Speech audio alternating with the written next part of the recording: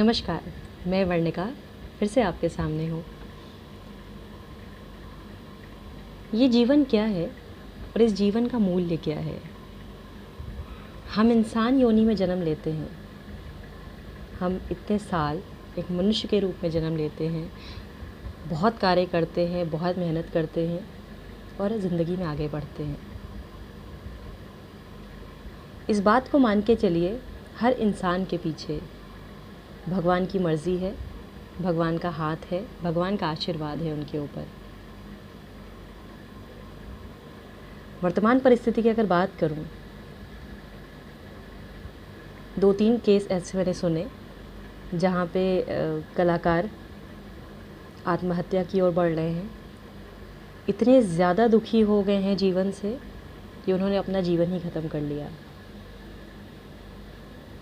अगर आप भगवान के अस्तित्व को मानते हैं, आपका भगवान कोई भी हो, अगर आप उस परम शक्ति को मानते हैं तो बस उस शक्ति में विश्वास रखिए कि जिसने आपको ये मनुष्य का जन्म दिया है वो आपके जीवन की नैया को आगे पार लगाएगा।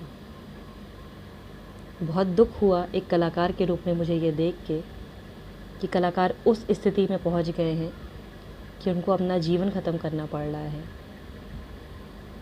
ये जीवन आपको भगवान के मर्ज़ी से मिला है। आपका मनुष्य होना और उस मनुष्य जीवन में कुछ प्राप्त करना, वही आपकी नियति है। कृपा करके नकारात्मकता के उस स्थिति में ना पहुँचे कि आप जीवन से हार जाएं और जीवन आपसे हार जाए। कलाकार हैं, क्रिएटिव रहिए, कुछ ना कुछ करते रहिए।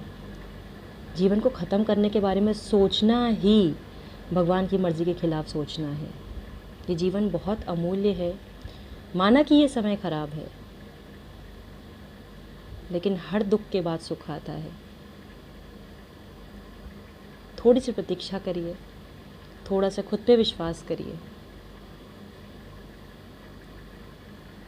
अगर आप कृष्ण भगवान को देखते हैं और उनको मानते हैं तो बस उनकी वो मुस्कुराहट याद करिए मन में कि वो हर परिस्थिति में मुस्कुराते रहते हैं, क्योंकि उनको बहुत अच्छे से पता है दुख आए सुख आए, कोई भी स्थिति आए, हमारा अंत वहीं होगा जो भगवान ने लिख रखा है।